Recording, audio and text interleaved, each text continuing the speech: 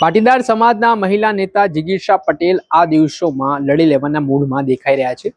ગોંડલમાં સતત તેઓ જે રીતે લોકો વચ્ચે જઈ રહ્યા છે, અધિકારીઓને તતડાવી રહ્યા છે, પ્રશાસનનું ધ્યાન દોરી રહ્યા છે, આ વચ્ચે તેમણે એક પત્રકાર પરિષદમાં ગંભીર ભ્રષ્ટાચારોના આરોપ કરવાની શરૂઆત કરી છે, જેને લઈને રાજનીતિ ગરમાઈ છે।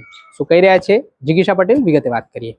વૈષ્ણવજન તો તેને કહીએ જે પીડ પરાઈ જાનાને રે। નમસ્કાર દર્શક મિત્રો, નવજીવન ન્યૂઝમાં આપનું સ્વાગત છે। હું છું ફૈઝાન। ગોંડલ આ દિવસોમાં ખૂબ ચર્ચામાં છે ને આમ આદમી પાર્ટીના નેતા, પાટીદાર સમાજના મહિલા નેતા જિગીશા પટેલ પણ અલગ અલગ મુદ્દે જે રીતે ગોંડલમાં તેઓ અધિકારીઓને ઘેરી રહ્યા છે, સત્તાધીશોને સણસણતા સવાલો કરી રહ્યા છે, તેના કારણે ગોંડલનું રાજકારણ અવારનવાર ગરમાયેલું જોવા મળતું હોય છે। ત્યારે તેમણે રાજકોટ ખાતે એક પત્રકાર પરિષદ કરી છે અને આ પત્રકાર પરિષદ દરમિયાન જે રીતે ગોંડલમાં આજે ત્યાંના સ્થાનિક લોકોને પ્રાથમિક સુવિધા માટે પણ વલખા મારવા પડે, આટલા કરોડ રૂપિયાનું બજેટ હોવા છતાં પણ આજે જે દયનીય સ્થિતિ ગોંડલની બની છે તેને લઈને ગંભીર આરોપો કરવાની શરૂઆત કરી છે, જેના કારણે રાજનીતિ ગરમાઈ છે। પહેલા તો શું આરોપો કરી રહ્યા છે જિગીશા પટેલ, તેને સાંભળો। Ward number 5, ward number 6,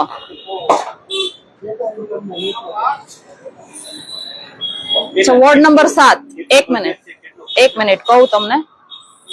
ward number 8 ની હાલત તમે જુઓ, કચરાના ઢેર પડ્યા છે અને ગાયો ત્યાં એમાંથી કચરો ખાઈ રહી છે। કેટલું નુકસાન છે ગાયોના પણ, લોકોને તો છે જ, પશુઓને પણ કેટલું નુકસાન છે પણ જુઓ। વોર્ડ નંબર 9, વોર્ડ નંબર 10 અને વોર્ડ નંબર 11। હવે આ ગોંડલ નગરપાલિકાનું જે બજેટ છે વર્ષનું, એ 24-25 ની અંદર એ બજેટ અંદાજિત ઉપજ એને બતાવી છે 160 કરોડ રૂપિયા, 25-26 ની અંદાજિત રકમ બતાવી છે 190 કરોડ રૂપિયા। છતાંય ગોંડલની જે પરિસ્થિતિ છે, જેની વાસ્તવિકતા છે, એ આની અંદર દેખાય છે। લોકો એની મૂળભૂત જરૂરિયાતો માટે પણ વલખા મારી રહ્યા છે અને નગરપાલિકાના જે અધિકારીઓ છે એને વારે વારે લોકો દ્વારા, અમારા દ્વારા કેટલી બધી રજૂઆતો કરવામાં આવે છે, પણ એ આંખ આડા કાન કરતા હોય એવી રીતેનું વર્તન છે એનું। ગોંડલની અંદર 5 જિલ્લા પંચાયત, 22 તાલુકા પંચાયત, 44 નગરપાલિકાની સીટો, 1 વિધાનસભા અને 1 લોકસભા, આ તમામે તમામ ઉપર ભારતીય જનતા પાર્ટીના પ્રતિનિધિઓ છે અને છતાં પણ એ તમામ ના કહેવાય ને કે ભારતીય જનતા પાર્ટીની જે વિચારધારા છે, જે સનાતની હિન્દુ ધર્મની વિચારધારા છે ને, એ હિન્દુ ધર્મમાં આપણે પણ આવીએ છીએ। આપણે ગાય માતાને માતાનો દરજ્જો દીધો છે, એની પૂજા કરીએ છીએ। અમારે ગોંડલની અંદર રામ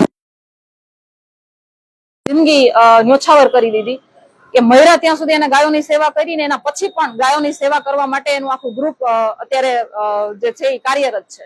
પરંતુ ગોંડલની અંદર ત્યાંના જે નેતાઓ છે, ત્યાંના જે અધિકારીઓ છે, એ બધાની સાંઠગાંઠથી, એના ભ્રષ્ટાચારથી ગાયોની પણ ત્યાં ખરાબ હાલત છે। તો લોકોની કેવી હાલત હશે એ તમે જોતા હશો। થોડા સમય પહેલા ગુંદાળા ચોકડી ઉપર મહિલાઓ દ્વારા વારે વારે રજૂઆત કરવા છતાં પણ નગરપાલિકાની અંદરથી એને કોઈ પણ જાતનો એને જવાબ નહોતો મળતો, એટલા માટે એને વિરોધ પ્રદર્શન કર્યું હતું અને ચોક ઉપર એને કચરાના ઢગલા ઠાલવા હતા, કચરાની ડસ્ટબિનો છાલવી હતી અને પરિસ્થિતિ એવી છે કે સફાઈ કામદારોને એના કહેવાય ને પગાર પણ સમયસર મળતા નથી। એટલે તંત્ર કઈ રીતે કામ કરી રહ્યું છે? ભગવતસિંહજીનું ગોકુળિયું ગોંડલ, જેની પરિસ્થિતિ અત્યારે આ હદની થઈ ગઈ છે, તમે વિચાર તો કરો।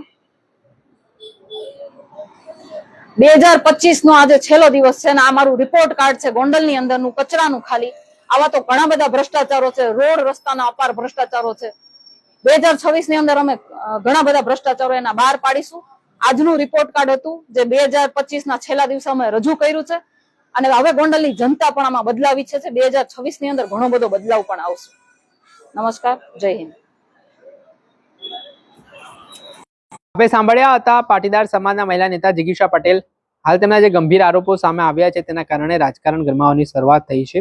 અધિકારીઓ સામે તેમણે સીધા આક્ષેપો મૂક્યા છે, સત્તાધીશો સામે તેમણે આક્ષેપો મૂક્યા છે, ત્યારે આ બાબતે હવે આગામી સમયમાં શું ખુલાસા સત્તાધીશો દ્વારા કરવામાં આવે છે તે જોવું રહ્યું। દર્શક મિત્રો, આવા જ નવા વિડીયો સાથે આપણે માહિતગાર કરતા રહીશું, એટલે નવજીવન ન્યૂઝ જોતા વૈષ્ણવજન તો તેને કહીએ જે પીડ પર